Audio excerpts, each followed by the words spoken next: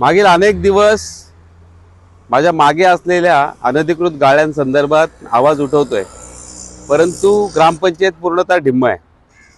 मुजैद खोद या विकासकाने 9 अनधिकृत गाळे आणि एक चहाचं दुकान आहे, असं एकूण अनधिकृत सगळं बांधकाम केलेलं आहे. परंतु सातत्याने आवाज उठवून देखील ग्रामपंचायत याच्याकडे दुर्लक्ष करते. या गाळ्यांच्या मागच्या बाजूचे पत्रे काढलेले आहेत.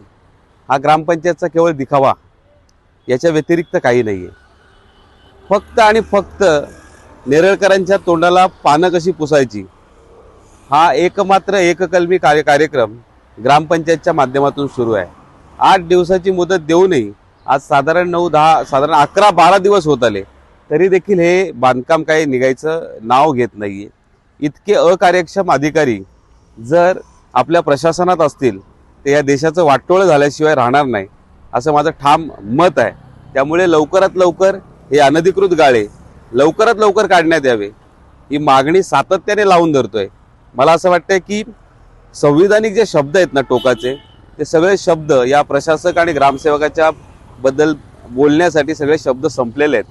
म्हणजे आता जर पुढे जाऊन बोलायचं झालं तर फक्त शिवराळ भाषा राहील.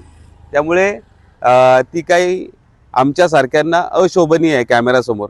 बाकी आम्हाला जे बोलायचे ते आम्ही बोलूच, पण हा विषय आम्ही सातत्याने लावून धरलाय, लावून धरू, आणि जोपर्यंत हे जमीनदोस्त होत नाही तोपर्यंत